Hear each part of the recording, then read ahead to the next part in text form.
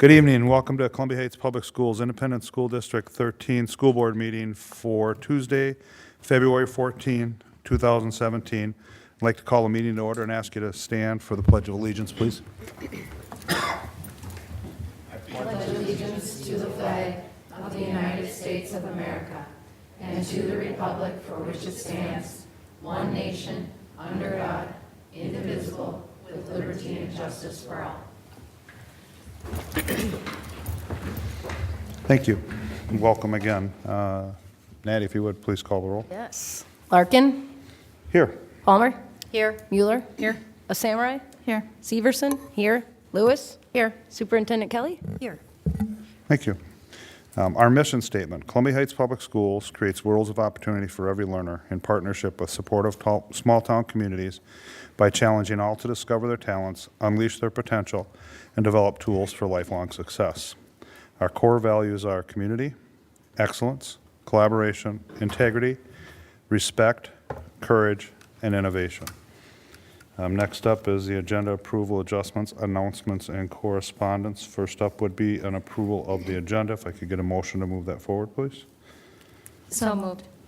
Laura, Second. we'll give Holly a second. Any discussion?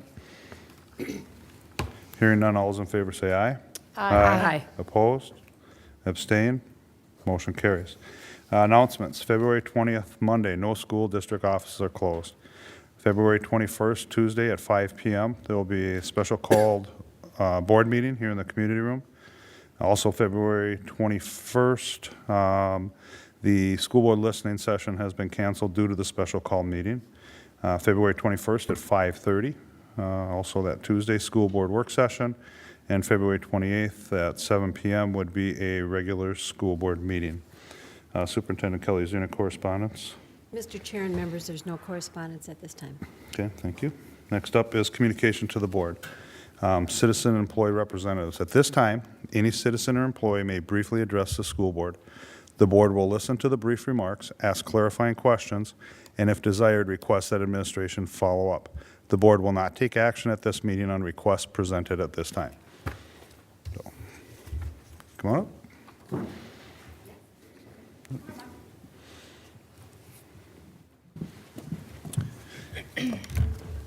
And this name and address for the record when you guys get settled in, please. Well, since I just, And Sheila. oh,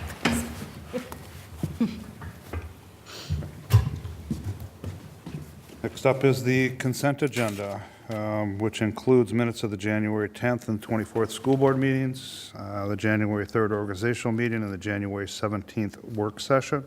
It also includes the personnel report, and it includes lane changes. If I could get a motion to move that forward, please. So moved. Nancy? second. Molly, thank you. Discussion? Hearing none, all those in favor say aye. Aye. Opposed?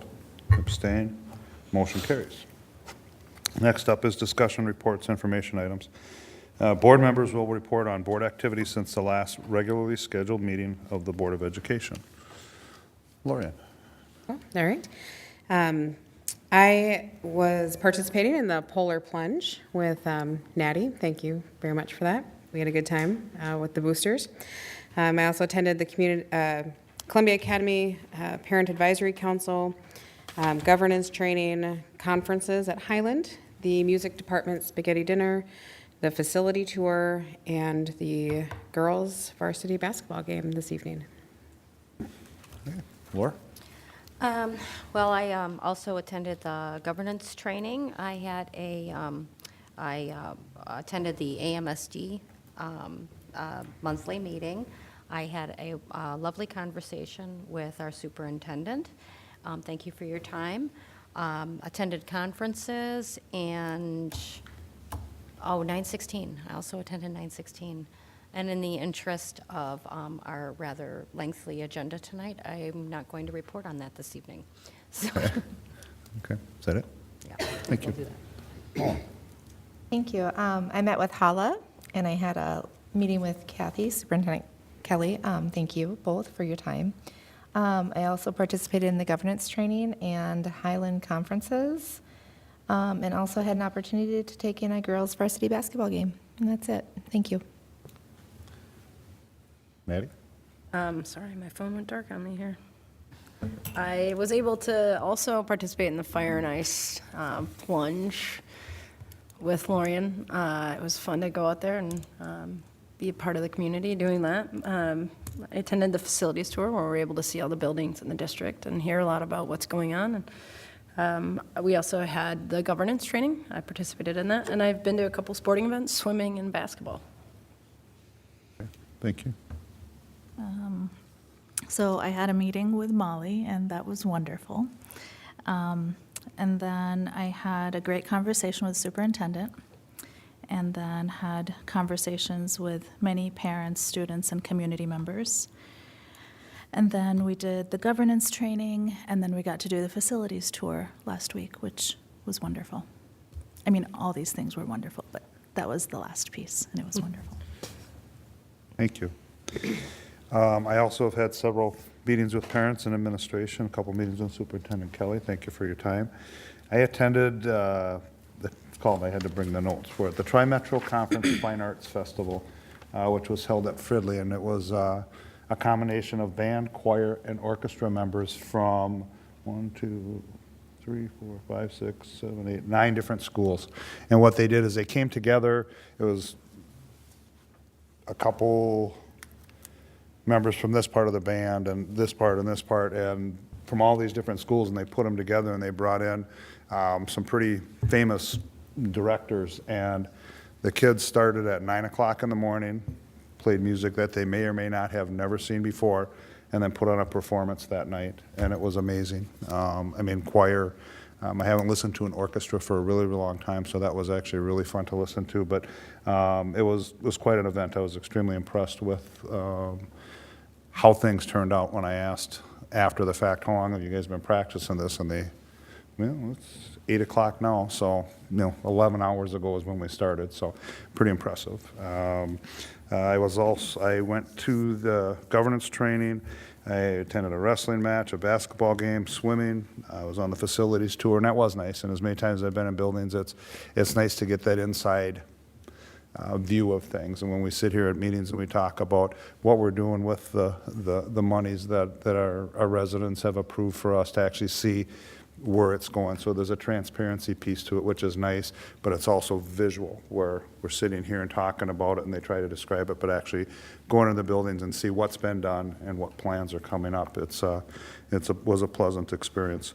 Was at the music department spaghetti dinner and then chair meeting prior to this. And I think that concludes my report. So, and Superintendent Kelly, do you have a report this evening? Yes, I do, Mr. Chair and members. Director Stenvig and I have been working with the National College Board to host a metro area leadership meeting on updates to both the advanced placement programming across the nation and the SAT assessment suites. There are enhancements, there's modifications, and there's supports, and we felt it was important, since we are representing Minnesota on that council, the Superintendent's Council, that we offer it up to our neighboring districts. And so we're going to be doing that in the first week of March, and the invitations are going out tomorrow. And we hope to have 2 sessions, one in the morning and the afternoon.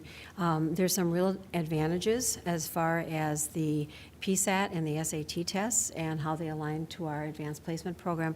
And also, they now have a linkage to the Khan Academy, so that students can practice individually for these tests, and there's a great deal of access to scholarships, new scholarships that we may not have had for our students. And so we wanted to make sure that not only our students, but the area, in a spirit of collaboration, have access to that information.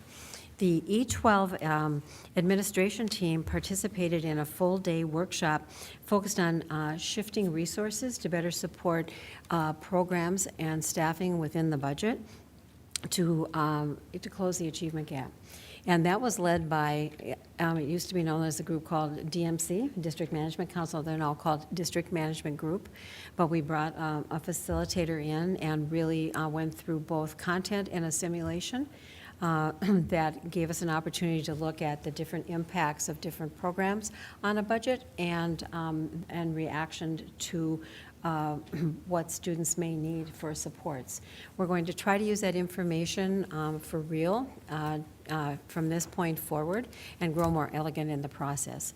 And that has been it was a delightful day with the team, and it should make staffing and programming a little bit more easier, particularly in these days where budgets are so slim. I want to thank the board. I also participated in the school board governance and strategic planning process with TeamWorks, and I want to just inform the board that the admin team will go through a management workshop session with TeamWorks in early March, so that we can be a parallel and congruent fit, so that we can better support the work of the board. And so Dennis will be out working with that group as well for about 3 hours. And let me see what else is happening. The E12 administrative team is beginning to meet on staffing for the 2017-18 school year, and it's the same timeline that the board was presented with in order to be done on time and within budget, or I'd like to say under, but I just want to say so we can meet budget for now. We've had multiple members of the Columbia Heights City Government in for a variety of issues and out for coffee and conversation. It was great getting to meet our newest mayor and a council member. And then the chief of police and Liz Bray were in with some of the admin team to begin initial conversations on our Summit on Youth. We did one in 2009. And it was a tremendous success. We had some initiatives that rolled out of that, and then we ticked them all off and we did them, and it was very hands-on, and we felt that it might be time again to revisit that. So you'll hear more about that as the planning continues. It just was one initial meeting, but it was really fun to get the group back together again and say, remember when we did this? I want to thank the band and choir for establishing a legacy, and that is the Spaghetti Dinner fundraiser, which I understand is going to be an annual event. I saw some of you there, and Lorian was taking names and money at the door with her child. It was really a fun night. The students entertained us, and the teachers entertained us, and you left with a happy feeling in your heart. So I'm glad that's going to become part of the legacy. I had invitations to meet with several individual teachers to view programs in their classrooms, and I want to say tonight, thank you for extending that invitation, and to the principals who also extended the invitations. I learned a lot, and we really have some wonderful teachers doing special things for students in the districts, and it's always nice to see creativity in how they do instructional strategies.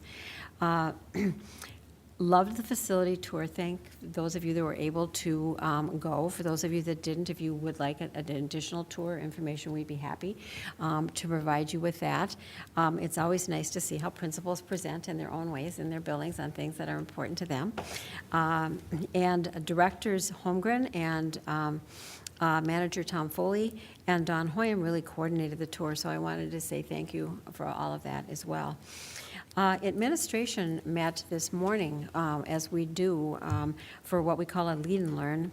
We started the book Coherence in the fall. We always have a book that we study that we think will improve practices, instructional practices within the district, and this particular book has to do with applying the right drivers to instructional practice.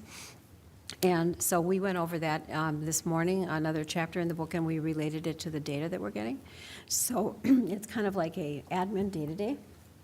And then tonight, the Principals Association had a special invitation extended over at the Ties building to actually hear Michael Fullen, who wrote the book, for an hour and a half. And Zena and I tucked in to see that, and it was quite exciting. I hope at some point they have him for a Minnesota School Boards conference, because he has written multiple books and is fascinating to listen to and very practical. He takes the theory and applies it into practice. So that was good. And Zena said, I wish we could bring him in. And I said, if you want to hawk one of the buildings, I suppose we could afford it, because he's quite a national. There's an invitation to one and all to attend the 2017 Student Art Show.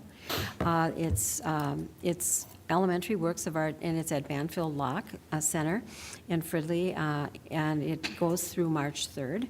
And then everybody's invited to the high school Dynamics as choir concert. They're combining with another group, the Dynamics, and that's going to be Sunday, February 19th.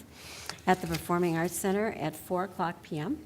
This is another new event in which the concert is free, but they'll accept any donations that you might want to put toward their New York City seminar trip.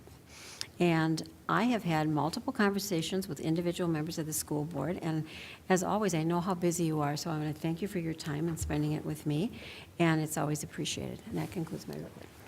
Thank you. Thank you, everybody. We'll keep things moving. Next up on the agenda is the Columbia Academy video. So, have Dwayne and Casey, I believe, are coming forward.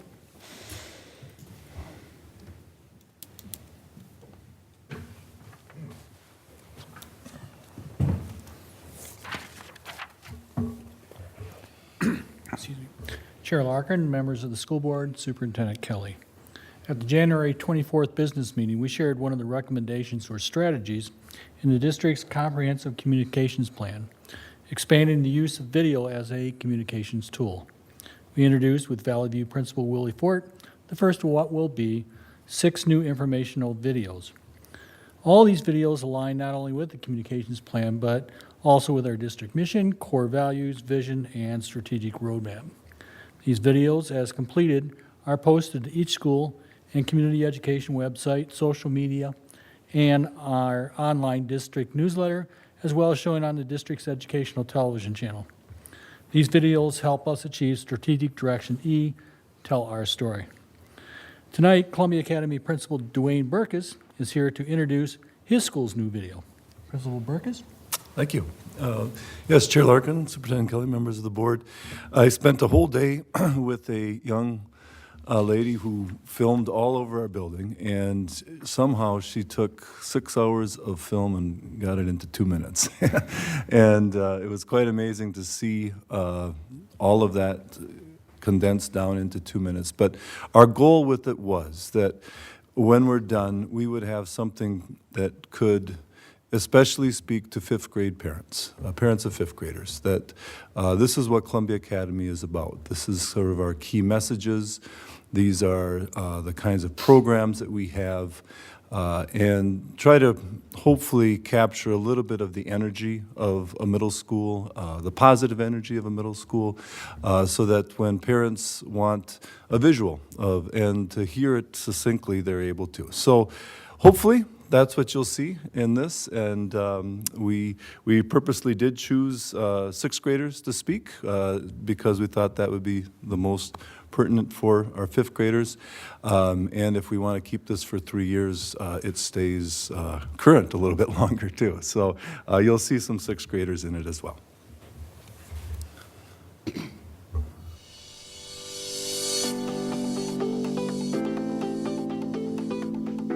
Columbia Academy offers a really diverse experience. The first word that comes to mind with middle school is energy. There's a lot of energy. Think about it. We are in a larger metro area, but we have a very small town feel. Everybody is coming from a different background, different cultural traditions. We make sure that every person here knows that they belong, that they bring their own special gifts and talents to us. Rise up is our mantra, and the P in Rise Up is for pride. And then you want to create patterns. All of the teachers care about each and every single student and about what they need to have successful learning. Great, that's correct. Each of our students are different, and we try to encourage them and come up with plans that work best for each individual. You just hit the nail on the head. I want them to be as engaged as possible. What can we do with technology? What can we do with getting up and moving to really allow you to put into practice what you're learning? Each student has their own device, their tablets or their Chromebooks. It allows them to work at their own pace, which definitely helps maintain focus in the classroom. Who's got that answer for us? We are a school of academics, a culture of academics. We offer an AP course or an honors class and the AVID elective to prepare students for college. Students here just have multiple opportunities to discover their own talents. They get to have classes like engineering. You want all of them at 0. You have to make a wind turbine that generates energy. I just love that you get to be hands-on. They get to be a part of things like robotics and art. I feel like it's a way for you to express yourself. You get to use your imagination. The emphasis is on building community and really working together. CA is a school where your child will be valued for who they are as an individual. CA is a school where they will find teachers who care about them, teachers who will go the extra mile to make sure that they have the support they need to be successful. My goal for them is to be a better person when they leave in 8th grade than they were when they came in.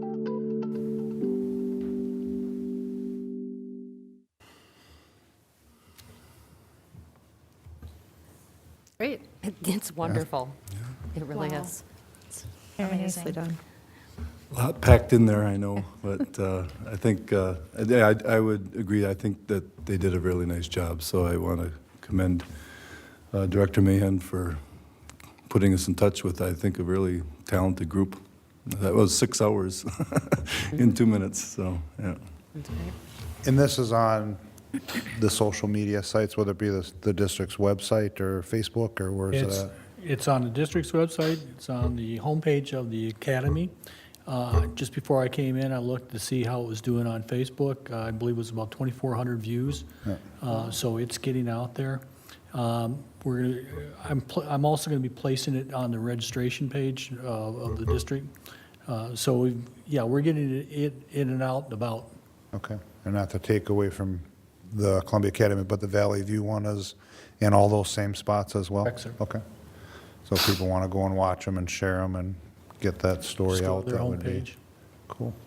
Yeah, that's great. That's fun to watch. I actually cheated. I saw it earlier today because it was on the website. But I think it does speak to what you're trying to accomplish, Dwayne, which is, a message to those 5th graders, why come here? These are the things that you're going to get. And I like how they nicely put the first word that comes to their mind is energy. So that's certainly probably a proper choice of words. But so, okay. Thank you. Anybody have any questions or comments? Great. Thank you. Thanks, guys. Very much. Columbia Academy again, window replacement. Director Holmgren.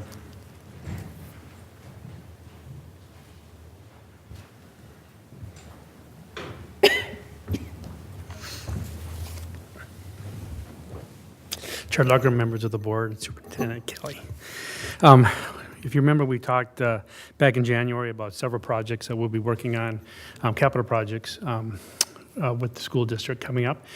And one of those projects is a new window project to finish up all the windows that are at Columbia Academy. Most of these windows still are original from that building. If you remember, on the north side, we did replace the windows on that facade. We did about 2012, I believe. So tonight I bring you the bids to finish up that building, and it's included in your packet. But you can see we have the lowest bid at the $360,000. We estimated this project at $400,000, so we're very pleased that it came in a little under. We are verifying that the specs are matching up with the manufacturer along with the contractor, but I will be bringing this back to you in 2 weeks to go ahead and give this contract to TMG Construction. Any questions?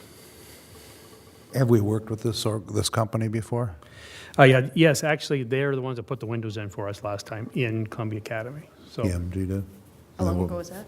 that was in 2012. Okay. I think it was 2012. So those are not those same windows being replaced?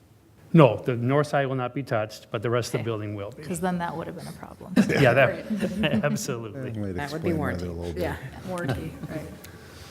Okay. Any other questions for Bill? See you in a couple weeks. Thank you. Or Thank you. maybe in a little bit. Summer programming. Board will be presented with information on summer programming. We've got Kristen, Zena, and Nicole.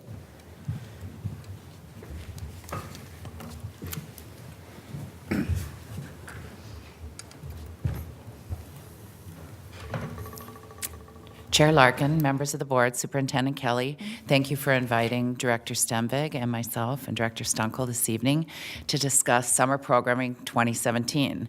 We get very excited because when we start to talk about summer programming with this nice weather, we believe it will be coming true. So our mission is to create worlds of opportunity for every learner. And this evening, this presentation will focus on excellence and collaboration. So there's a photo of the summer weather, right? The warm weather we're looking forward to.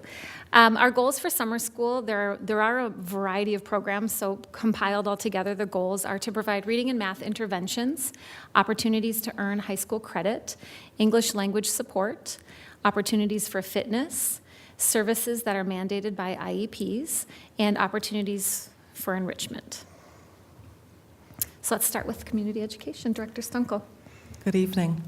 With community education, we have a number of both educational and also childcare programs during the summer. With our Adventure Club program, that is a 6 a.m. to 6 p.m. childcare program that is located here at the Family Center with a lot of programming tied to Blooming Heights and also field trips. And we anticipate approximately 90 students participating in that. Mini Adventures continues year-round. That's our age 3 to 5 childcare program, and that can serve 40 students, 20 in each classroom. We're continuing a second year with the Blooming Heights High School internship, so that's working with high school students in Blooming Heights during the summer. We provide driver's ed classes during the summer, and then we continue with our adult enrichment fitness classes as well. So the yoga classes in particular, that they continue year-round. And then we also partner with the activities department in order to provide the registration and the coordination of some of these camps. The strength camp, football, swim and dive camp, volleyball camp, gymnastics camp, and fitness classes. So we work very closely with the activities department. That also includes time for high school students to be in the weight room, continuing to work on their strength building during the summer. In student services, we have extended school year, grades 1 through 6. We have our developmentally, cognitively delayed, and autism spectrum disorder, for those who don't like the acronyms, programming, and early childhood special education programming, as well as we do home visits in early childhood special ed. So for general education, we invite children from all 3 elementary schools and combine them into one school for the summertime. And we aim for about 300 students, plus or minus, for that program. And then for middle school, we typically have about 75 students attend in grades, kids who are going into grades 7th and 8th. And then high school summer school is a credit recovery program that typically has up to 75 students. Also for enrichment then, we like to offer an engineering camp, advanced placement boost. So you'll see a lot of math kids during the summertime preparing with Mr. Honigs and some of the other AP teachers. Our summer collaboration with St. Anthony New Brighton, which I'll be talking to you all about in a little while. And then our home reading program for our English learner students. This is a program where over the course of the summer, teachers pick up a pack of books at different levels, go and visit a home, do a reading lesson with a variety of kids at the home, leave the books there for the week, and then return the following week. It's been remarkable, the results that we've gotten from a once a week visit, just leaving different level readers at the homes. So the program dates, as you can see, will be busy most of the summer. With Adventure Club starting and continuing throughout the summer, June 12th through August 25th. We would like to note, however, for everyone that there'll be no Adventure Club or mini adventure programs during the week of July 3rd through the 7th of 2017. And then following that, mini adventures, as you can see again, throughout the summer until September 1st when they start again after Labor Day weekend. Summer Academy, which is our a metro-wide 11-district consortium that comes together and is hosted here at the high school and at Highland Elementary for 3 weeks every summer. Secondary and elementary summer school are running from, and early childhood special ed are running from July 11th until August 4th. And then the activities, athletics, and camps are throughout the summer at various dates. So if there are any questions for us. Anybody have any questions? Do we have any time to cram anything else in? There's an awful lot there. One thing I will add is that for all of the programs, we have our summer feeds program, the federal food program, and so lunch and breakfast are available for all of our kids too. Yeah, And no construction projects at any of the buildings this summer? In the parking lots? We're not having any programming in the construction project building. Like, for example, Columbia Academy won't have any programming in it, we're taking all the windows out. Okay. There's also a very large street project going around North Park Elementary, so that. Oh, that's right. Okay. And in addition, Bill's shutting off the water the first week in July at the district center, and that is why, and the high school to replace, I know you know about that, to replace some of the piping at the high school. And so therefore, that is why we are not having summer school that first week. Ordinarily, we do, except for the 4th of July.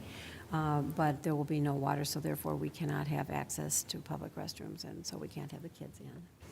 I do want to say that the two things about legacy in summer, well, three actually, because our buildings always run hot, and that isn't because of lack of air conditioning, is that we really try to use the buildings for the kids as much as we can over the summer, and the budget will allow.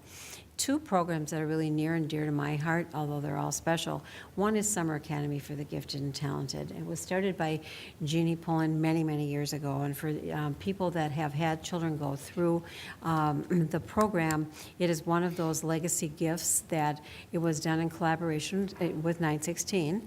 And then we were fortunate enough to host it for probably about the last 10 years, but it's been in existence for, I think, about 25.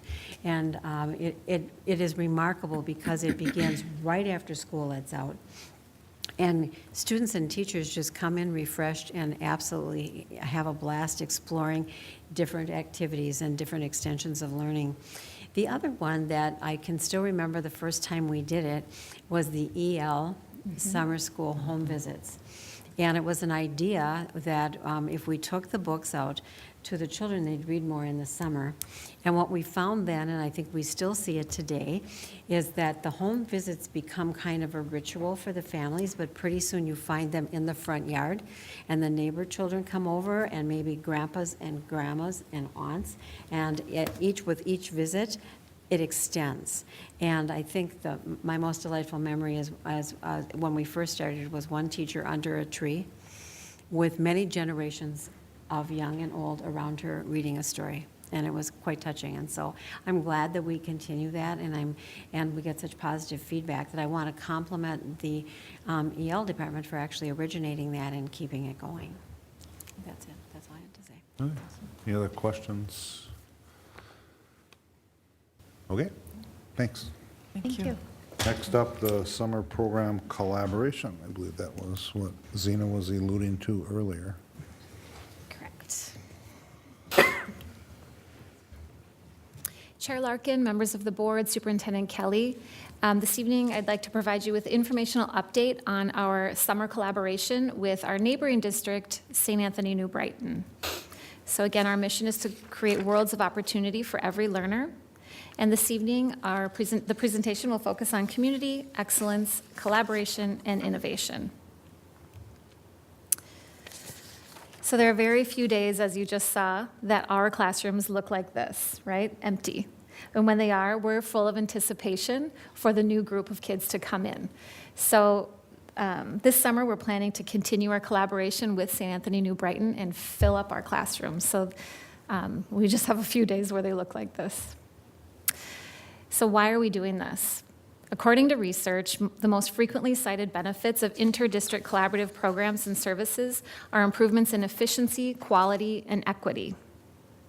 Also, other research suggests that cooperative inter-district memberships help to standardize processes, attract more highly qualified staff via pooled resources, achieve efficiencies without relinquishing independence, and manage the risks associated with fluctuations in enrollments and need for services. So for example, District 916, there's a need for services across many districts, and we're able to pool those resources and fulfill those needs.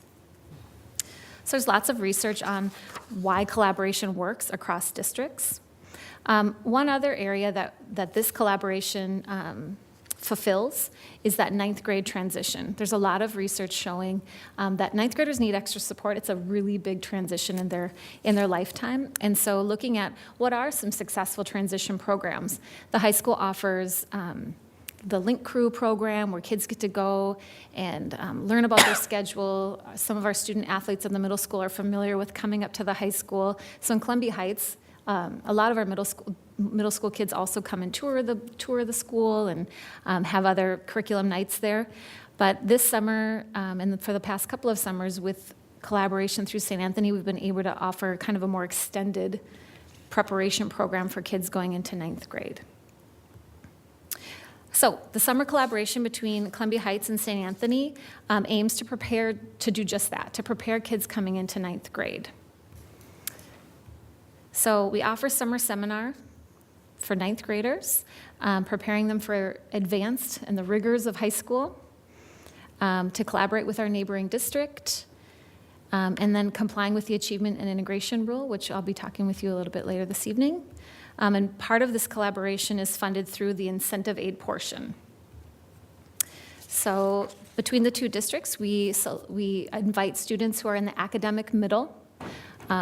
There are other programming for kids who are at the higher end and at the lower end. So this is kids who are right in the middle. And then staff from both of the districts collaborate together throughout the summer. So the first course is Summer Seminar. It's a writing course. It's an intensive 5-week writing course, and there's the kids, they're at that age, right, 14 going into 15, where they like to explore self-identity, and we take them throughout the community, and they write a lot about their personal histories. Every week, it's a 4-day week, and every week whatever is connected to the theme that they're learning that week, they go out and do a field trip. So for example, as you all know, we have a Medal of Honor recipient, James LaBelle from World War II here as an alumni from Columbia Heights, but we also have a staff member who won the Citizens Recipient Award. And so this past summer, the students got to learn a little bit about the Medal of Honor, but then also meet Dean Matthew Miller, and he told his story about saving lives at the 35W bridge collapse. And so the kids were really able to learn about how any of us, right, everyday people, can help people and can reach out and go the extra mile. So then after that, the next day they went down to the 35W bridge memorial site and got to see it with their own eyes, right, and see the bridge and make those curricular connections and then write about it and reflect about it. So kind of what would they do? How could they help? Things like that. So it's a real, it's academic, but it's also a real world, getting out in the community. They love to do lots of college visits on this in the summertime as well. At the end, students present their final piece. New this summer, we'll be using the Avid Summer Bridge Algebra curriculum, a collaboration between Columbia Heights and St. Anthony for ninth grade kids to prepare them for success in high school in math, so not just in writing. So we're looking at 15 units of study over the course of the 4 weeks, and we're working to prepare that. Teachers will get, here, I'll talk about that in a minute. As I mentioned earlier, breakfast and lunch is provided, transportation is provided. Teachers will have staff development on the curriculum. They'll have planning time together. And the planning time also and the staff development are around, what's the philosophy? I mean, this is summertime, right? We want kids to come and have a different and fun experience, deep and meaningful experience, and an academic experience. So those are a lot of the expectations that we outline. And then, of course, providing them with all the materials and resources. So this is last summer. The kids went down to below Fort Snelling, which is the Sacred Bedote site, and got to have an experience down there from a Dakota elder. And here you can see outside at the same site, they've got their little name tags on and their lanyards. They wear them every day like professionals. And you can see they brought with them in the field their journals and notebooks and their writing, even out in the woods. So lots of writing. We progress monitor both the algebra class and the writing class through ongoing formative assessments. Then there's summative kind of culminating assessments as well. The students and teachers use Google Classroom to communicate and submit all of their coursework. So there's lots of technology that happens. And then the expectation is that the students who participate are able to access at least one advanced class in 9th grade. And then they receive a high school elective credit, so that's a nice carrot for them to want to already start high school in September with a credit already, so it's nice. In addition to the academic skills, we really focus on specific life skills that our district has established. So you can see that there, and we really see that with this collaboration between the two different districts. I know I've mentioned in the past that we went to a volleyball game over at St. Anthony, and just getting off the bus, the kids were running and hugging and saying hello to each other. So they see each other in the community and out at different sporting events and whatnot, and they keep in touch. So I'll walk over into a high school classroom and see the kids who participated, and I can hear them talking about, oh, hey, have you talked to so-and-so from the other district? So we're building these integrated lifelong communities, and we're neighbors. So. Are there any questions for me? I have a question. Sure. Did you say how many students participate in this program? So, no, sorry, thank you. So this summer we want to run 3 sections. So it's 2 of the writing classes and then 1 of the math. And since it's a combined class, each district invites about 12 kids per section. So we'll have probably close to 40 kids from our district, and St. Anthony will have close to 40 kids from their district, is the goal. Last year were the classes full, or the section, was it full? So last year we experimented with, last year was our second year with this project, right? And the pilot cohort, we decided to bring them back for a second summer, and we found a decline in enrollment. With that second summer. And so this year we really just want to focus on that transition year, that all-important transition year. And we're at the middle school, we've already been identifying kids and really looking at who we could invite, and we tend to invite more, and then whoever enrolls we're able to accommodate. Thank you. Yeah. Anyone else? You answered my question. I didn't know if it was just going to be the math, or if you're going to continue the writing, but that was what I was going to ask. So, okay. Thank you. Thanks, Zena. Thank you. you. Next up, the American Indian Education Information Update.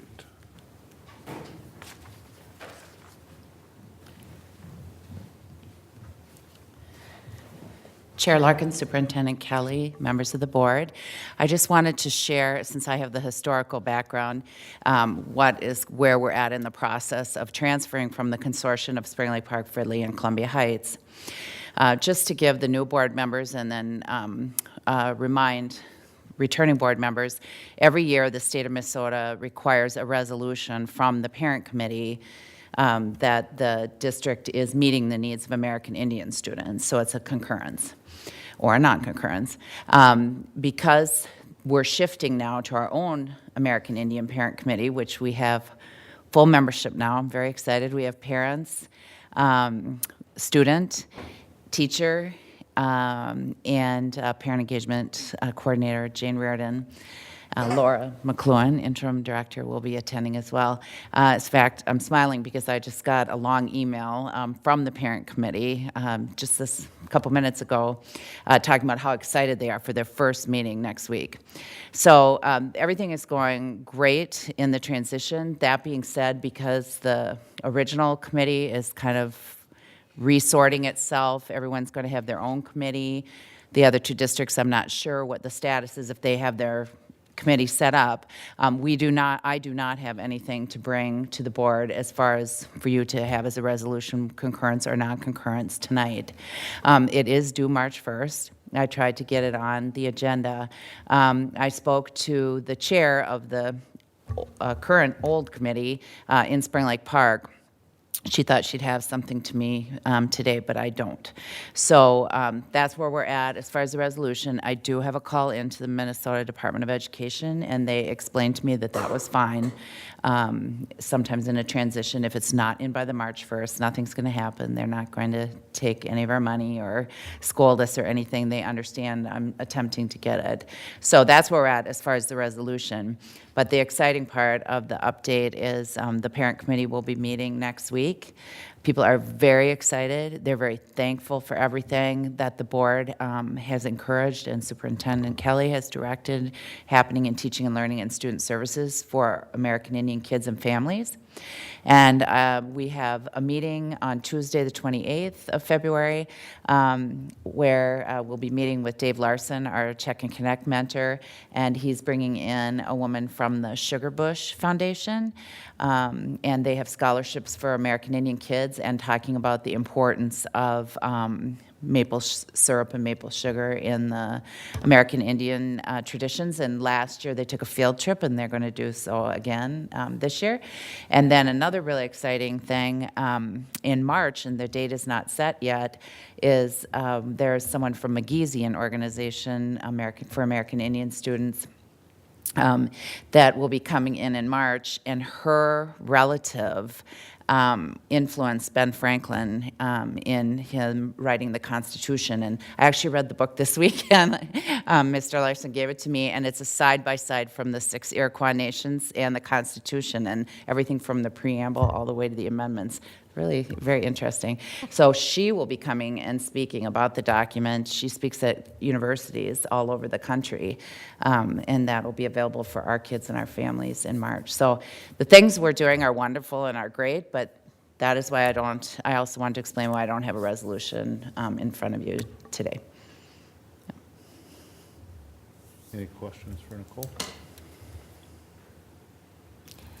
Yeah, actually, I do have one. Now, with the new parent committee, are they the ones that need to actually form this resolution? No. So what it's the group, the Spring Lake Park, Fridley, Columbia Heights Committee. I've been communicating with the chair because that's who ends up putting her signature on it from Spring Lake Park.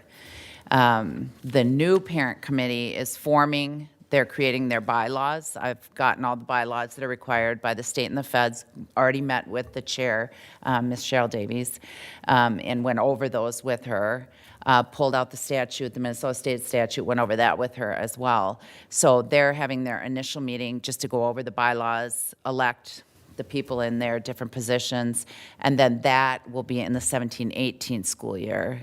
They will be then our own committee with more local control and advising the district on what to do for American Indian kids and families. And then they would be the ones in the next school year to Correct. be able to Prior to March 1st. to be able to work with us to make sure that we're doing our best. Yeah. Okay, understand.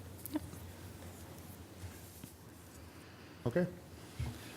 Next is the 2017-2018 school calendar.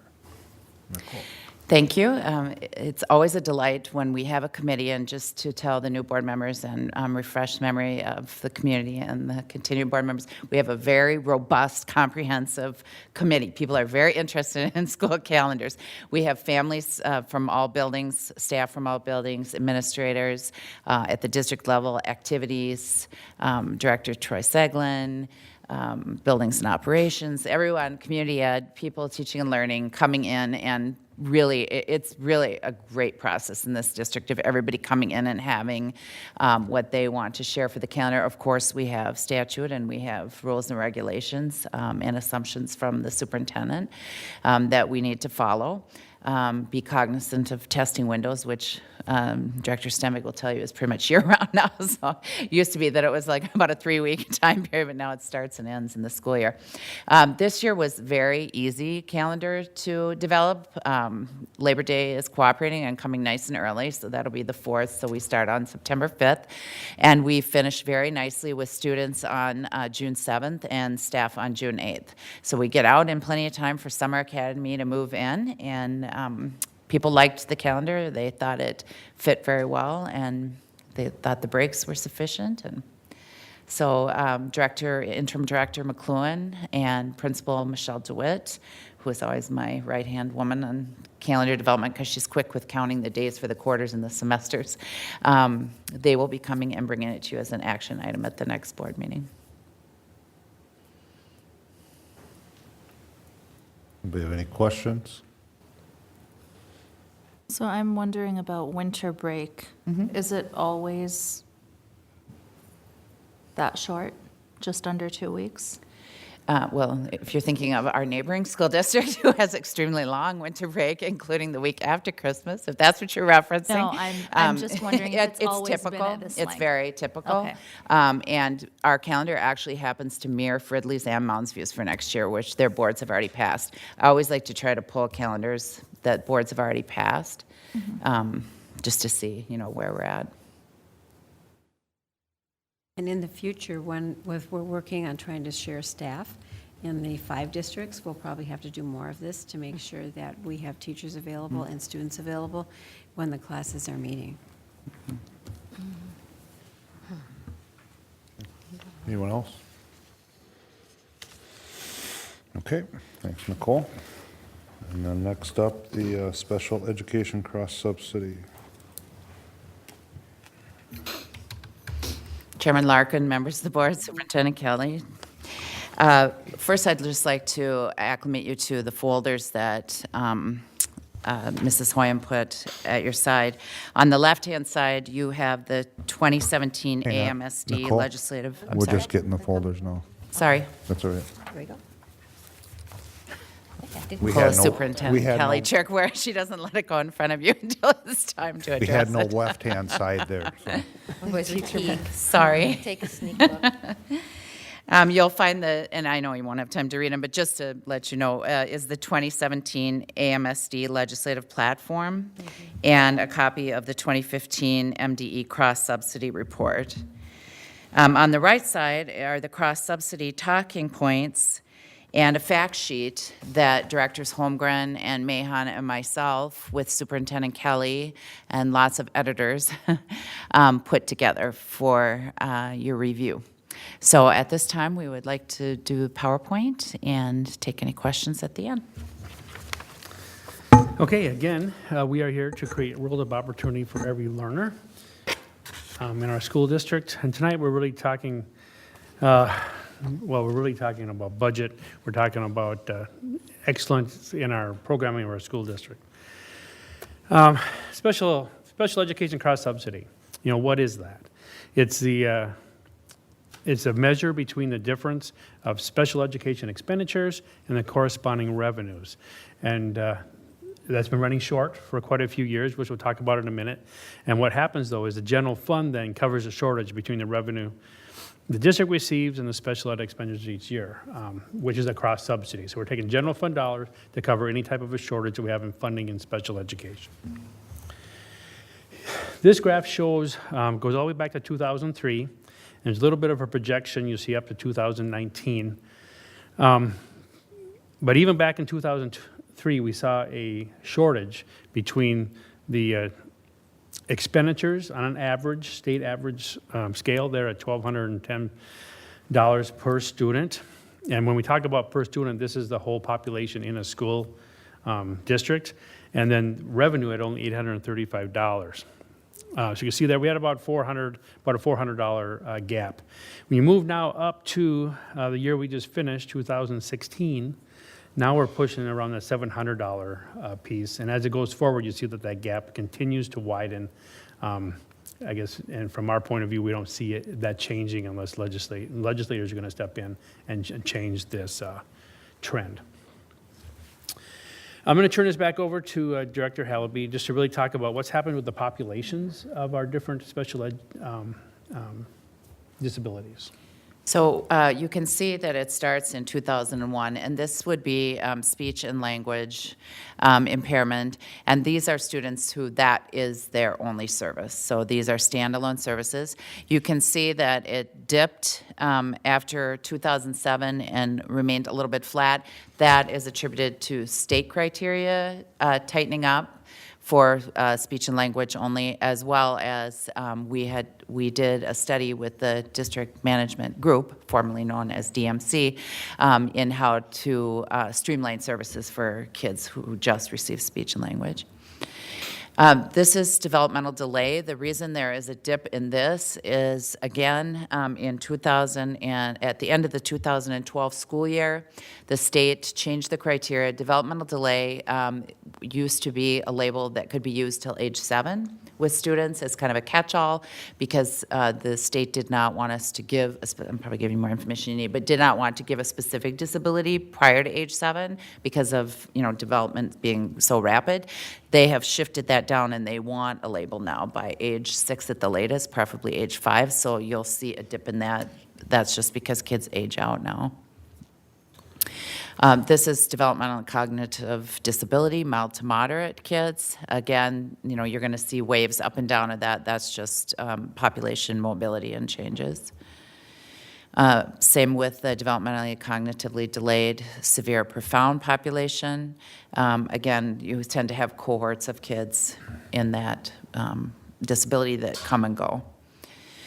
Emotional behavior disorder, across the state, those numbers have gone down because what has happened, and you'll see on a slide coming up here, is many students who had autism spectrum disorder, who had a lot of behavioral issues, were labeled as students with emotional and behavioral disorder.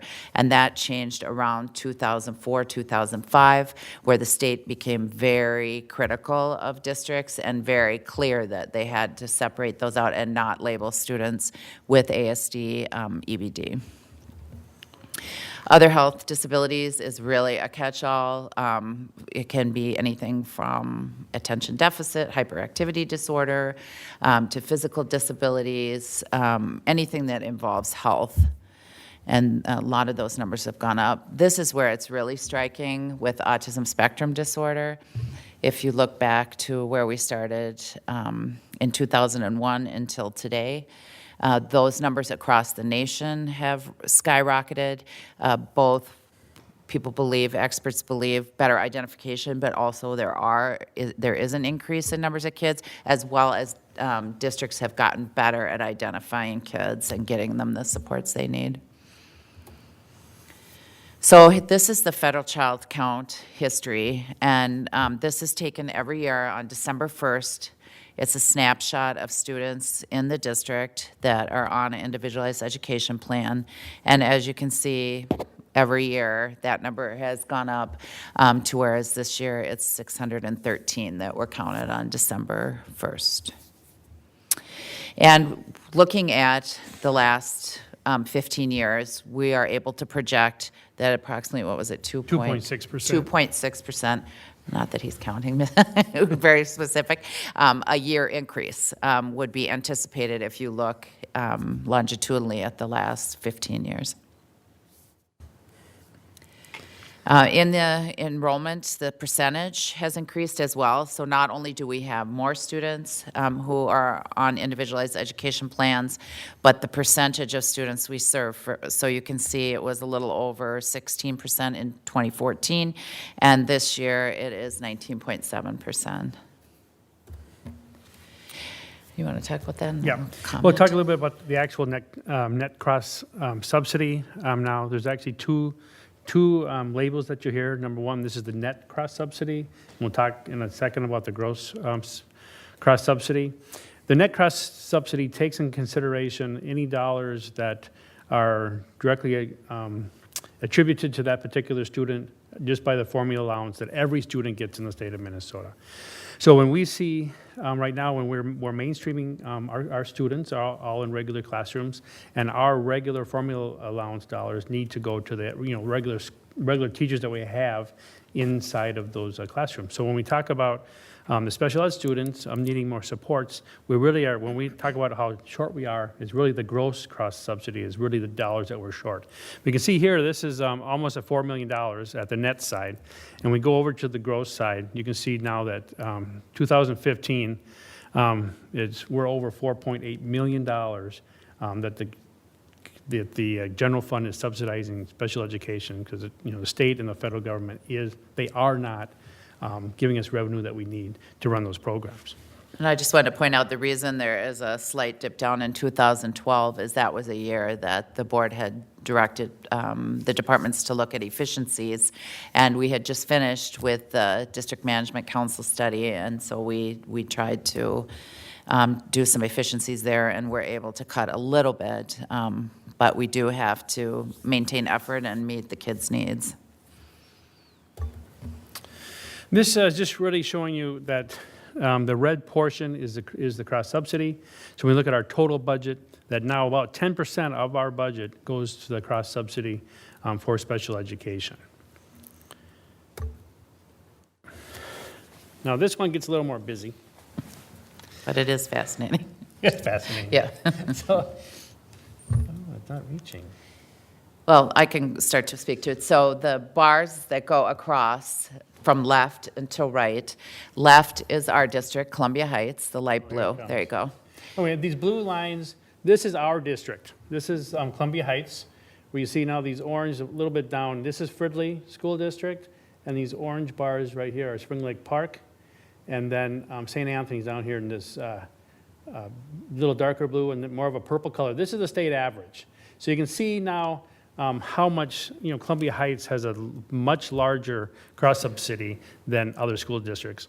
And especially, statewide, that we're way over in the matter of, now we're looking at about $400 difference. And that's per student, not just special ed students. It's $400 per student in our school district. So quite a sum. When we look at federal funding, Part B of the IDA authorizes Congress to contribute up to 40% of that average per pupil expenditure. At this point in time, we've never had more than 15% covered by the federal government of those expenditures. And when we look at the state side, we get about 50% of the expenditures when we talk about the gross cross-subsidy. So you can see that we're 35% short of what we need to cover our expenditures on a yearly basis. So when we look at the cross-subsidy, again, Columbia Heights, we're at now $4.8 million covering our special ed programming out of the general fund, and which is amounting now to 10% of our general fund budget is going for that cross-subsidy. And when you try to put that down to really what could we do, this amounts to 74 full-time equivalent staff. So you can see there's quite a few staff members that we could have working in the general education portion if we didn't have to run the cross-subsidy over. So just, this is bringing this to your attention, the importance of talking to our legislators and trying to make some changes here and trying to get some funding where we really are short. And you can see how it's getting worse every single year. And I really just want to point out, so when we talk about 74 full-time equivalent staff, that's for all of our students, because all of our students are touched by all of our EAs, our custodians, our cooks, our teachers. So it really is, I don't want to make it, a general ed versus special ed. All of our students, every single one of our kids, no matter who they are, would be affected if we could add 74 staff district-wide in a small district like ours to work with our kids. This, if I could add, is really when you take a look at when Bill and I work with the budgets, trying to figure out where we're going to come out. With special ed, it's really hard because you can figure it at $300,000 and then it jumps to $6 million. It's not easily calculated because it's student dependent and we need to be there for what our students need. But this is talked about every year or every other year at the legislature when they're doing the education budgets. And people recognize the problem, but they never take action on the financial side. And so, of course, we'll do what's in the best interest of all of our students and support them in the district. But it really would be nice if the federal government and the state government lived up to just the commitments they made initially. And it gets to be a big price tag when you look at it across the state, because it's a problem for all districts. Some are more impacted by it than others. And so when they're looking at that, the part of the dilemma is they go, where do we get all of this money? And last time, 2 months ago when I was at AMSD, one of the school board members stood up from a neighboring district and said, you know what, you don't have to give us all of the money all at once. If you take the model that we had when you borrowed money from the school districts, when the state was having financial stress, you paid that back a little bit at a time, and eventually it was all paid back. Take smaller bites of the elephant, but start recognizing, because the gap just keeps widening. And so in putting all of this together with the promotional materials, you asked for some frequently asked questions and some things to share with legislators. We have those things for you, and we as a team are also going to be working and contacting legislators and encouraging other people to do that as well. It's not often from my seat that I emphasize lobbying, and the last time I did it was for all-day K. But I think there comes a time when you have a financial gap that's growing for the district so quickly, and with no means in sight of special education students not needing support, and general ed and special education all needing programming, that we need to be vigilant on this issue, because I think it doesn't slip people's minds, but it slips the financial budgets. And the governor does have $40 million in the special education budget this year, if you see that someplace. But it's our understanding that is not necessarily for K-12. It is for the intermediates, and that's great, because they need to do some things as well with the level 4s and things that they have up there. But we do need them to focus on this issue for us. And so I'd encourage you to speak to the people you know and have them speak to the people they know. Sorry to interrupt you two. Is this available electronically anywhere? No? It will be on the website. It's already on the website, Okay. so it's available. We can certainly get more copies to anybody who wants them. Any other questions regarding the? I have a question. Yeah. On the slide that you had shown that shows how Columbia Heights compares to the other neighboring districts, and Columbia Heights was higher, can you talk a little bit about why that is? So what's higher is not only do we have a higher percentage of kids who are on IEPs, so therefore it's going to be more money, but also the cost to educate kids. I like to say that our kids are not, by cell. You can't say, well, this student is this and this student's that. Our kids are really, they're whole people. They have multiple needs. So a student who possibly might be on an individualized education plan also might be free and reduced lunch, almost high mobility, also could be an English language learner from a refugee camp. So those are expensive. They might need multitude of supports and services for their education. Thank you. Anyone else? Were you raising your hand? No, I was just. This is an auction, be careful. Okay, thank you for providing that information. Before you run away, Nicole, I am looking at the agenda, and I see that you have no other items left here, so Correct. the possibility of you trying to sneak out. I just wanted to take a moment. I know that this is your last meeting, and I know you're very saddened by not having to stay here till 9, 10 o'clock at night on Tuesdays with us anymore. So I'll welcome you back anytime you want to come. But I know that there's tomorrow afternoon that there's going to be a gathering to thank you for your service, but I wanted to personally thank you for everything that you've done, and any other board members that wanted to have that opportunity could do so as well. But thank you. You've worked really hard for the district, and I appreciate everything that you've done. So. I would like to echo that as well. It's been absolutely wonderful working with you, and I'm really sorry to see you go off to Europe and have a wonderful time. You'll be missing us.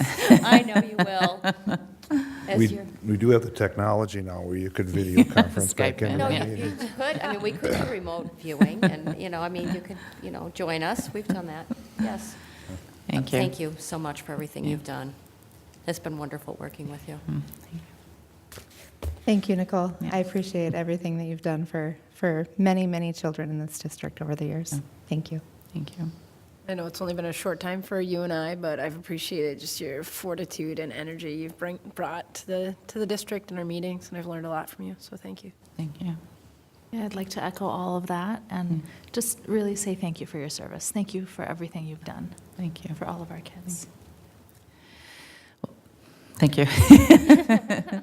I get to speak too. And again, it's been a very short time for me. However, just as a parent in the district, I know that our kids are well served by your dedication and your passion. And many of our families have had your support as they've had some great struggles with the education of their students, and appreciate everything that you've brought to our district. If I could just say 2 brief words, I won't keep it long. I just want to say, Chair Larkin, each and every member of the board, and especially Superintendent Kelly, it truly has been an honor and a privilege for me to serve you and this district and the students and the families. My heart has been in this district from the first day I walked in here 13 and a half years ago. It is an amazing district. I have lived all over the world. I've worked in other districts. And the commitment you as a board have, and the community has, and the staff has, each and every one of them, to our students and our families is astonishing to me.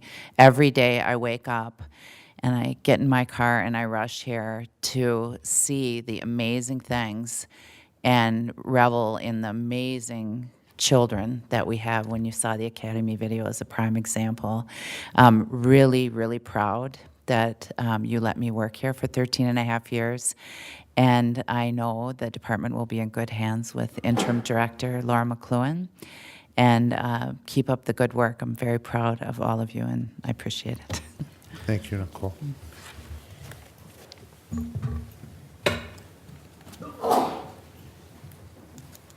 Okay, next up would be Community Education Adventure Club, Mini Adventure Club fees. Chair Larkin, members of the school board, Superintendent Kelly, Director Holmgren and I are here this evening to present the information of the need to increase the fees for Adventure Club and Mini Adventures for the 2017-2018 year. With the core values, I'd like to focus this evening on 2 in particular. One is community, because these 2 programs serve our community, and also integrity. You know that these 2 programs, Adventure Club and Mini Adventures, must cover their own costs. And so that is why we come with the need to increase fees by approximately 2.5% to 3%. On this slide, you'll see the Mini Adventures preschool childcare program fees. We have fees based on the number of days a week that the students are enrolled, and you'll see this current school year and then what the fee increase would be for the next. So for example, for 5 days a week from 6 a.m. to 6 p.m., this year it is $220 a week. Next year we are proposing that it would be $226 a week. For our Adventure Club program, which is an after-school program, and then we also have release days and summer programming. Here again, it would be approximately a 2.5% to 3% increase. So for example, on any given day, it would go from $17 a day to $17.50 a day. These fees include meals and snacks for the students, the cost of field trips, curriculum and programs supervised by Jody Gadiant, who is a licensed teacher. Our Mini Adventures program is a 4-star parent-aware rated program, and the activities that we provide include games, arts, literacy, guided circle time, outdoor time, and special events. There is fee assistance available for our families in Mini Adventures, both with Pathways 1 and Pathways 2 scholarships, and also through Anoka, Ramsey, and Hennepin County Child Care assistance programs for both Mini Adventures and Adventure Club. That concludes my presentation.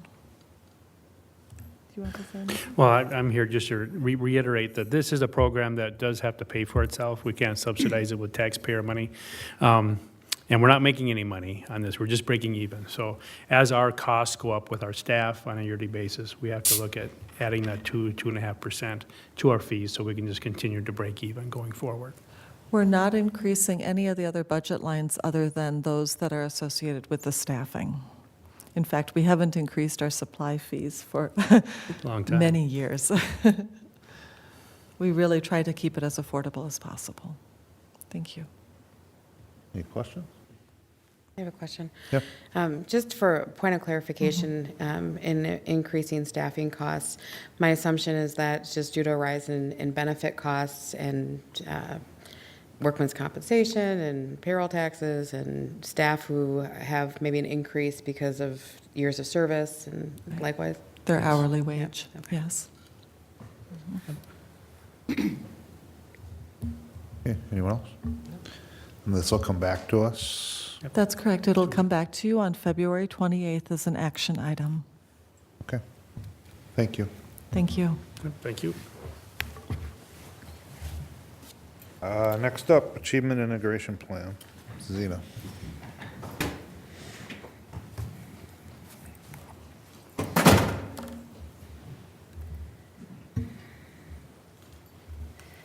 Chair Larkin, members of the board, Superintendent Kelly, I'm here to provide you with an informational update on the Achievement and Integration Plan. It's a 3-year plan, 2018 to 2020, and then the annual budget. And this will return to you. I'll bring this back for action on February 28th. So our mission is to create worlds of opportunity for every learner.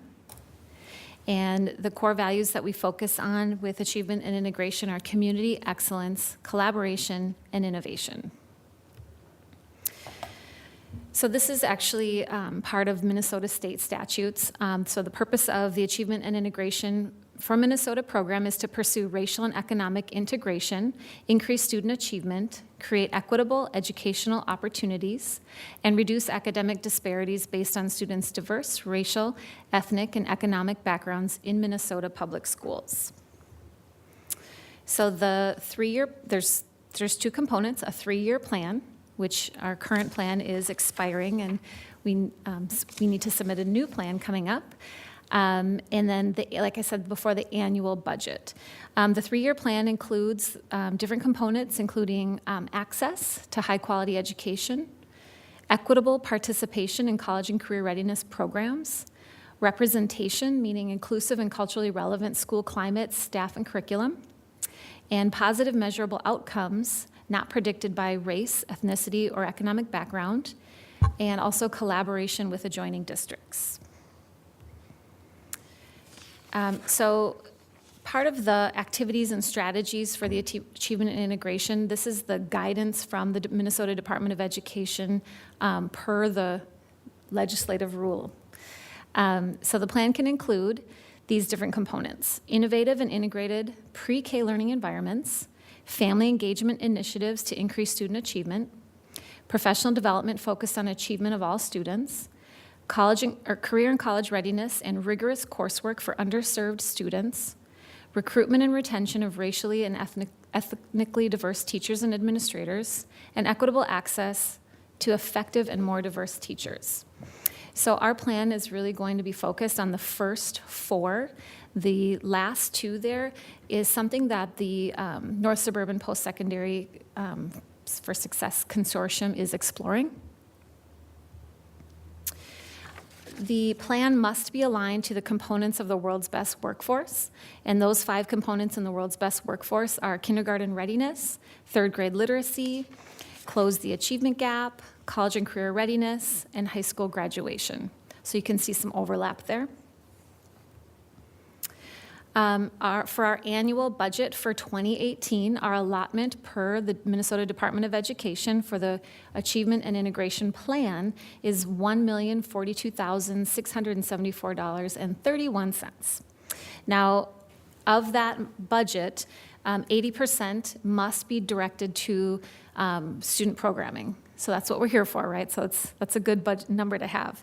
The other 20% is a combination of professional development and then administrative costs and coordination of programs. In addition to the achievement and integration funding, we're also going to apply for the incentive revenue. So we're able to apply for up to $37,206 for incentive revenue, and I'll talk a little bit about what that means. So you'll see that we're able to obtain that revenue on the plan by working with an adjoining collaboration different district. So I'm going to go over a little bit of a timeline. This has been in the news quite a bit over the last few decades, so just a quick timeline. In 1995, Minnesota created a specific type of state aid for integrating our public schools. I remember it well. 1999, lawmakers established a more specific rules for how districts qualified to get the integration aid and how it should be spent. But by 2005, there were questions about how the plans were being implemented and what was the purpose of the program. There was some need for clarity there. By 2011, the legislature repealed the rule and then replaced it with a task force. And the task force was charged to find a better way to integrate schools and to close the achievement gap. In 2013, the lawmakers in the state voted to overhaul our Minnesota integration. In 2015, there was a lawsuit against Minnesota, the state of Minnesota, for failing to educate poor and minority youth. And in 2016, the Minnesota Department of Education submitted a proposal to amend the rule to hold charter schools accountable for integration, but the proposal was struck down by the courts. So that leaves us where we are today, right? Kind of some of the issues that we're working on as a state.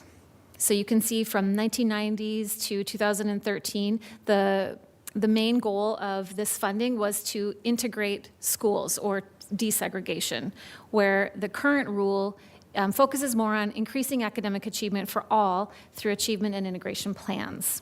So in essence, increasing the focus on improving minority student academic performance and closing the gap with less emphasis on just the balance of the racial makeup of the student body. So that's where we're at today. So that leaves us with the current timeline for implementing this plan. So in the fall of 2016, we needed to conduct a needs assessment, which we did. And we needed to get plan input. So this was brought forth to our World's Best Workforce Committee, which is made up of parents, community members, teachers, and staff to get input. Throughout December, writing the plan, today presenting the plan to the school board. The plan will be submitted by March 15th, and then will be enacted, if all goes well, July 1st. And then the cycle repeats itself again each year. So over the course of 3 years, we wouldn't have to do a whole new plan, but there is submitting actual expenditures, marking the progress reports, and then an annual budget. So lots of different reports and accountability measures through the Department of Education. So our plan is made up per the following the guidelines of the Minnesota Department of Education. We've got 3 goals that I'd like to outline for you today. So the first goal is to increase access and opportunity to academic programming that will prepare students to be college and career ready, resulting in an increase in academic achievement in reading and math by June of 2020, and we'll use the MCAs, the Minnesota Comprehensive Assessments, to measure that. So that one's really around academic achievement in general, right? Goal 2 is around decreasing achievement gaps. So that will be comparing on the Minnesota Comprehensive Assessments subgroups and achievement by subgroup. And then the third goal is that portion, that additional incentive revenue that we can apply for by collaborating with another district. That goal is to increase student success in high school through integrated learning environments for students in Columbia Heights and St. Anthony New Brighton Public Schools, as measured by the participation in the programming, advanced coursework in high school, and academic growth. We've got a few different measures there. So really, academic achievement, equity and integration, closing achievement gaps, and then collaboration across districts is what we're looking at. So I'm going to go over what are we going to do with the funding? What are the programs that we have in place or that we're putting in place with this funding? So the first one is AVID, which is Advancement via Individual Determination. It's a college readiness system that supports students with academic skills. We currently have AVID across the district in grades 2 through 12. Next year, all grades 3 through 12 will have AVID, and we've got some first grade teachers and some second grade teachers who have been trained and are implementing. The funding from the Achievement Integration Plan and budget will be used for the program fees to cover staff time that they're teaching the AVID program, materials, professional development, college visits, and transportation and such. The second strategy or program is the early college or concurrent enrollment courses, which allow students to earn high school credit and college credit at the same time without having to leave campus. So this includes our 9th grade math prep class, our English prep class in 10th grade, the 11th grade, which is starting next year, college exam course, so it's preparing for the SAT or the ACT, the academic dean to support students, and then, so the funds, again, are used to cover program fees, staff, and professional development. We just had a training from Anoka Ramsey Community College this week, and it was so exciting to see the professors at the college meeting their counterpart here at the high school and collaborating and talking about their different courseworks and syllabi, and it was great.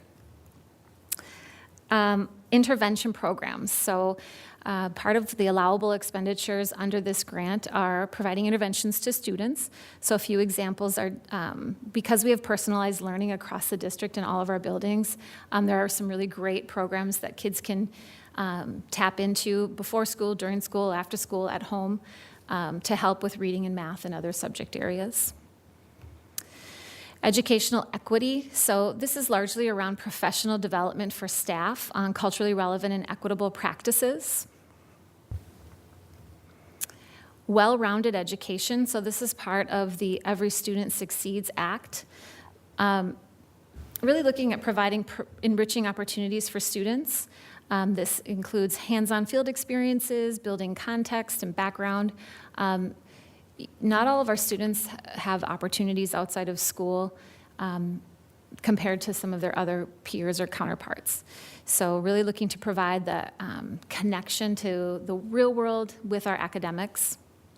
The funds are used for program fees, professional development, transportation, and materials. An example of this is elementary classrooms partnering with another school, coming together to go on an excursion and then coming back and writing about it and reflecting about it. So here's an example of how some of the funding has supported our 3rd graders visiting the University of Minnesota for a college visit. So it's good to get them out there early. Okay, another strategy or intervention or way that we can use the funding and plan to use the funding is for family engagement. The funds will cover the salary for many of our staff, including our cultural liaisons, some of our communication tools as well. So this is a great way to support families. Some of the funding, as I mentioned before, covers professional development. Here you can see our teachers hard at work and our staff hard at work, learning about AVID, learning about culturally relevant practices. And then I can't not showcase some of our students. Look at through AVID, the kids apply to colleges. You know, we've got that free college week in October, and not just the AVID kids, but all the kids have the opportunity to apply to many different colleges, and our students get accepted left and right. So lots of support there for all of the high school students with these college and career readiness programs. And I spoke with you earlier this evening about the summer collaboration with St. Anthony, but here's just an example of students at the Minnesota History Center researching some Minnesota history and then going on site to see it in action. So, you know, you take these old texts, these original documents, some dusty old textbook, but then we get to bring it to life for the kids. So again, in summary, the 2018-2020 Achievement and Integration Plan will include the following 4 components: innovative and integrated pre-K-12 learning environments, family engagement initiatives, professional development, and career and college readiness and rigorous coursework for traditionally underserved students. So if you have any questions. Do we have any questions? I have a question. Go ahead. That seems to be a theme with me, sorry. How does this plan differ from the plan that's in place right now? There are a couple of different requirements that we need to include in the plan, but largely when we did our needs assessment and worked with the World's Best Workforce Committee and really reviewed what was working and what wasn't working, we wanted to maintain the success we're seeing with AVID and continue on that path to offering concurrent enrollment classes at the high school, which is really the biggest chunk of the funds. So it's not a big shift away from what we've been doing. We want to kind of stay the course with programs that we've started to put in place. And has the plan that we've had in place, I'm assuming for the last 3 years, did we meet the goals that were set forth in that program, in that plan? We've met some of the goals and we've missed some of the other goals. And it's posted on our website per the rule. Thank you.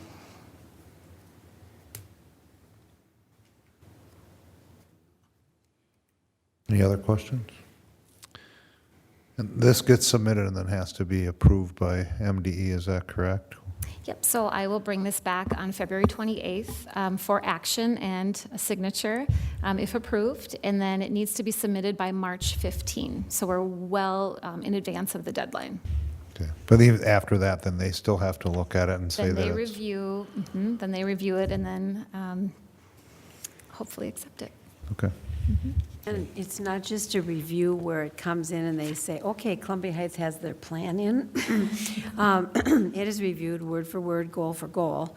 And many times we get feedback from MDE staff on saying that we think you need to do this differently, or we think that we need more information on this. There is a lot of, I want to say, direct accountability. The MDE staff person that really oversees the whole program is Dr. Parks, and I have to tell you that there isn't a superintendent, I think, in the state that doesn't know her name, because she has had a question about something in the integration and achievement grants, and that just means she's doing her job. If, in point of fact, going back to something earlier, we were not making our goals to such a point that the state was concerned, the commissioner does have the right to withhold funds at some point. We've never been in that, but I wanted to make sure that you knew that it always has to pass muster at MDE. And if we're not legitimately using those funds or not meeting enough of the goals stated, because some of them are rather aspirational, the commissioner can and has promised us at meetings that she will withhold funding if we're not doing what we say we're doing in the grants. And I'll just say, in part of preparation for writing the plan, Superintendent Kelly and I spent most of a day with Dr. Ann Parks at the Department of Education in a guidance session and training. There were more training this year at the Department of Education because of the new Every Student Succeeds Act. And so there was just additional guidance. The plan format itself has changed. So we felt prepared and asked the questions that we had to make sure that we are crossing our T's and dotting our I's with this plan. Any other questions on that? Okay, we'll move to the curriculum cycle and update. Okay, Chair Larkin, members of the board, and Superintendent Kelly. This evening, I am bringing forward the curriculum review cycle as an informational item, and I will bring it back for action on February 28th. So, of course, our mission is to create worlds of opportunity for every learner, and the curriculum cycle affords us that opportunity. We'll focus on core values of excellence, collaboration, and innovation. So the curriculum review is part of Minnesota state statute, and it's also part of the current Columbia Heights strategic plan. So it's aligned to both of those items. This is what the curriculum review cycle looks like. So you can see it's over 7 years how we support the different departments and the different curriculum, and reviewing what we're doing and what needs to change and what needs to be added or taken away. So you can see it's the process starts with study and preparation in year 1, then program design, then implementation. Implementation sometimes means purchasing, but not always. Doesn't always mean purchasing a big curriculum. And then for the next few years after that, we're refining and sustaining. So checking in, monitoring, really listening to teachers, listening to parents about how it's going, and making the necessary adjustments. Sometimes the categories of when we're focusing on a different subject area changes due to national and state standards change. Or, so for example, we thought that the Minnesota Department of Education was going to have already released the new science standards. That's been delayed, and that just happens. So they're working on them, and so they let us know, oh, we're pushing the standards back, and so that we have to make some adjustments in our curriculum cycle for that. So there are some assumptions that go with our curriculum cycle. So one is that our curriculum is mapped on a software program called Atlas. So the new courses are brought to the board, of course. The curriculum cycle includes special education, gifted, and English learners, not as a separate category, but embedded into the different content areas that are being reviewed. We take into account social emotional learning, college and career readiness, technology integration, of course, the standards from Minnesota, and also in some cases the national standards. It's posted online. Any adoption, big curricular adoption. So for example, this year we're in our new math curriculum for kindergarten through 5th grade. That gets teacher community input, World's Best Workforce Committee, and then comes to the board approval. Reading, math, and science are a priority. And then, as always, curricular adoptions come in or under budget. So this is an example of what the Atlas curriculum mapping tool looks like. So oftentimes teacher teams will work together to update these on an annual basis. So this is just kind of a calendar for the year of one of our classes, and then each one of those are clickable, and so lesson plans are there. Teachers can upload handouts and links to different lessons that they use. So that's an ongoing process. Oftentimes we have a lot of teachers here in June once school gets out to update. So they teach throughout the year, making notes and what they want to tweak, and then in June they're able to really do that work. So here's just the process that I talked about for how we do curriculum development here. So last year, as I mentioned, the K-5 math adoption, we're in our implementation. 2nd grade literacy pilot. K-12 science professional development. So we really prepare the teachers before we get to any discussion of do we need to purchase a textbook or not. We really prepare them with professional development. So we're in our 2nd year of that. We added advanced placement calculus B/C this year as a pilot. And supplemental books were purchased for all of the elementary schools. These were multicultural books that are directly aligned with their literacy units. So the literacy units are either math or social studies themes. American Indian trunks, which you have seen. And then music curriculum was in that analysis and purchase phase. Currently, we are implementing the math. We're working with world language. We're beginning our PE and health curriculum analysis, some exciting things happening there. We're beginning with our career and technical education curriculum analysis. Again, some exciting things happening there. Performing arts studio curriculum. Do I have to say that it's exciting? It's exciting for me, every single one of them, so I'm just not going to say it anymore. So you've seen the Performing Arts Studio, and I've had the opportunity to take a team to schools around the Twin Cities that have exceptional programs, theater programs and musical theater programs. We like to collaborate with other districts and gather that information before we launch into something, so we're in that process. We're right in the middle of a kindergarten and first grade literacy pilot. The committee of teachers, and there were lots of presentations from different curriculum. The committee, every single kindergarten and first grade teacher voted. So they all had a voice and input and narrowed it down to 2 to pilot. So we're in the process of piloting that. And so that's happening across the district with both veteran teachers and some newer, younger teachers. And so we're trying to get a variety of voices in that process. And then we're working with our 612 teachers on American Indian curriculum. Lots happening. So if you have any questions. Question? Gloria? New Year's. It's okay. I've got no questions this time. You've asked nothing but good questions.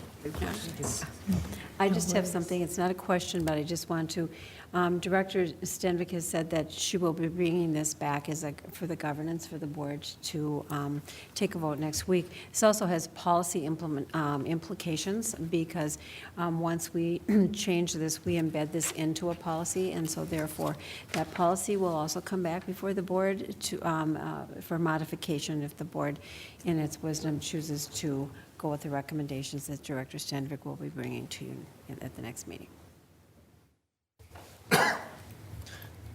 Okay, if there are no questions, thank you very much, Lindsay. You're not Lindsay, you're Zena, but that's okay. I caught it after the fact. School Board Recognition Week. Apparently I'm supposed to turn this over to the superintendent. So. Okay, very good. It's my turn. Mr. Chair and members, it's that time of year where we get to put the spotlight on all of you.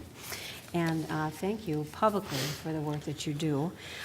School Board Recognition Week is technically February 20th through the 24th, but since we have a school board work study that is not televised, we wanted to make sure that we did it on camera so that you would know how much you are appreciated by the students, staff, and faculty and administration in this district.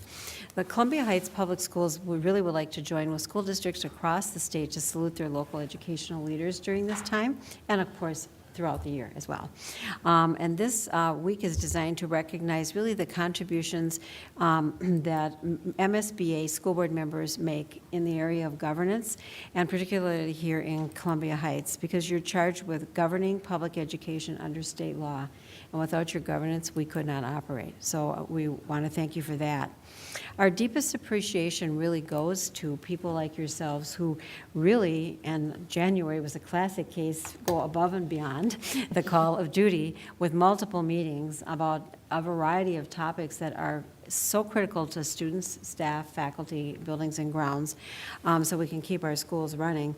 And you do it without complaint.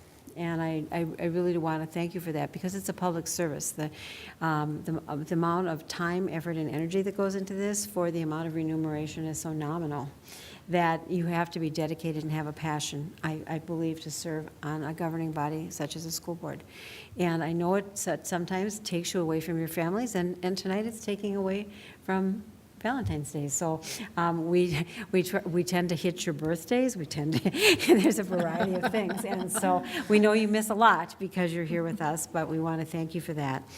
We in Columbia Heights Public Schools would like to celebrate you all throughout the year, but we have a few things for you tonight. And to your left, or they started out on your left, is I would like to say a home-baked cookie by either the superintendent or Don Hoyam, but I want to thank Don Hoyam for going out and getting the cookies for you for tonight. And it's a big thank you, and I'm sure that she waved the magic wand and all the calories are taken out, and that the guidelines on eating sweets in schools, because it's after hours, you can have these. In addition, I want to pass out to you something from our students. And we have a tradition around here that once a year, an art student is selected to display his or her work, and then we also contribute to the copyright and creating a website where their additional works can be displayed in an authentic manner. The note card that you have in front of you tonight is by Nathan Smoka, and he calls this Bluegrass. And this piece was created, and its message is to bring a calm feel to everyday life.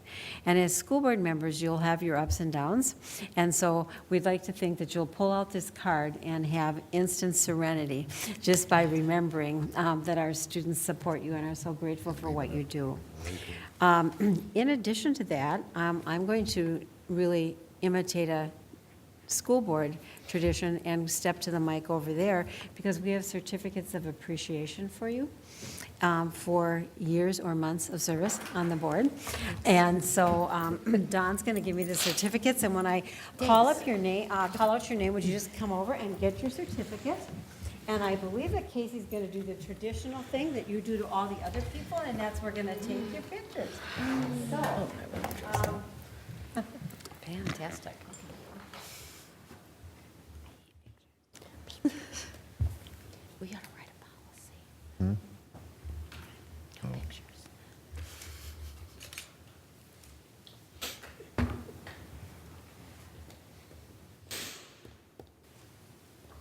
so, Not as easy as it looks, is it? easy. The actual certificate reads Minnesota School Board Recognition Week, February 20th through the 21st, Certificate of Appreciation. The Minnesota School Boards Association honors Laura Palmer for dedicated leadership in public education and continuing service to the students of this community. And I would just like to recognize Laura Palmer as being our most senior member on the board, having put in 6 years. So please step forward, Laura, so we can give you your certificate. I appreciate it. Just hold the microphone. Oh, behind it. There's 1,000 critics in this room. Just don't stick the Post-it on Laura's back. Yeah. You get yelled at, Casey, enough, you figure out what you're supposed to be doing, you figure it out, so. They're all the same.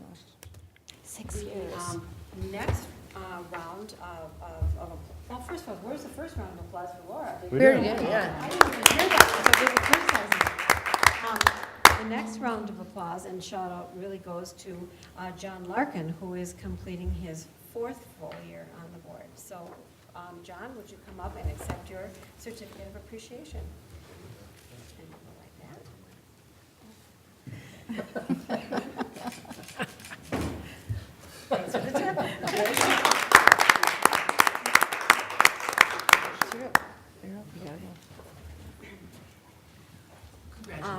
The next round of applause goes to Molly Lewis, who is celebrating 2 years of on the board, serving on the board. And let's have a round of applause for Molly as well.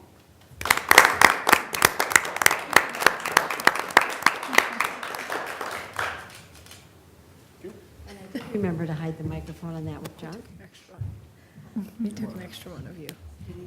Sure did. Next, we have Natty Severson, who has been with us for 11 months. And so, and I think, was it 11 months into elections? The very first meeting I had, I got a cookie, so I thought that was a normal thing. See, there you go. Natty, congratulations for your service on the board. Camera's over there, right?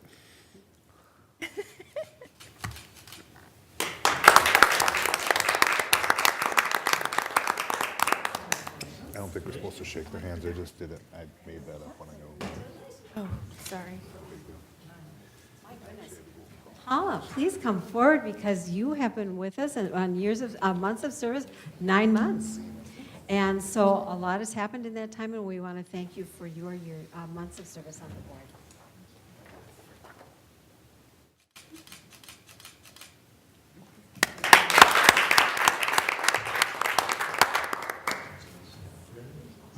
Last but certainly not least, with 1 full month of service on the board, but double time because it was January and we met a lot, is Lori Mueller. Would you please come up and receive your certificate? We're waiting on this one.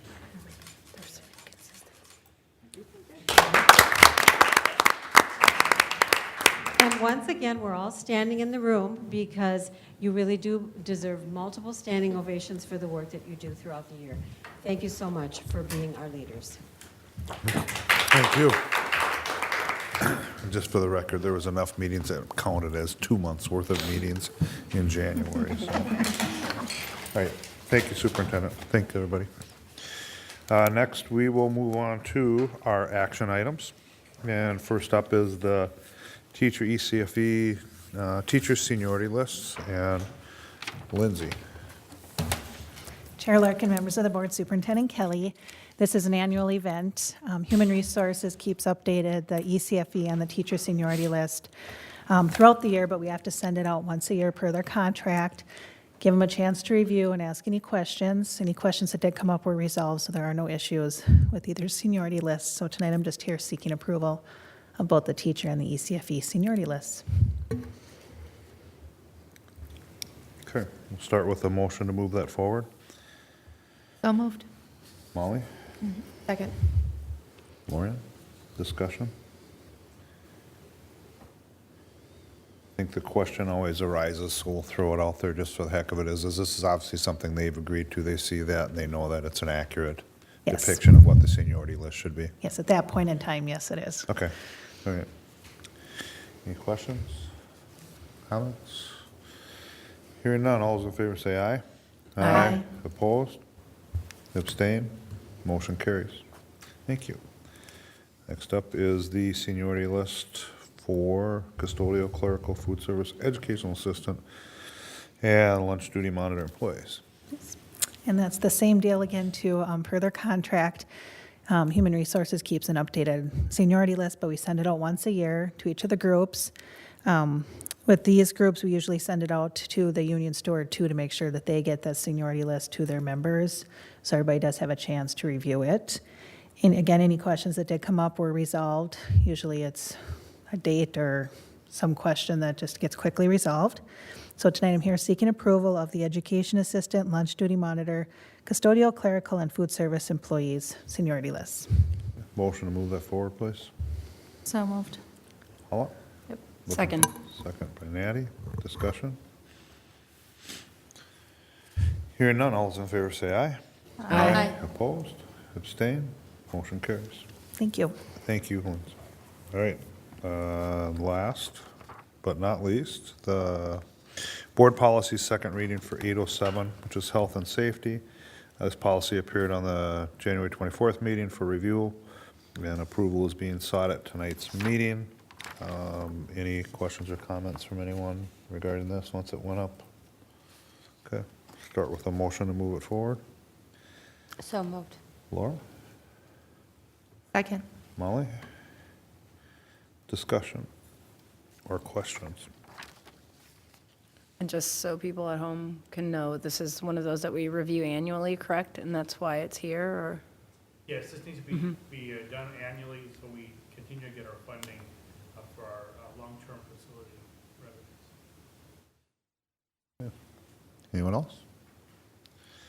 Okay, here, if no further discussion, all those in favor say aye. Aye. Opposed? Abstain? Motion carries. Thank you. Board topics, anyone have anything for board topics? If no other board member has a board topic, I do have a reminder.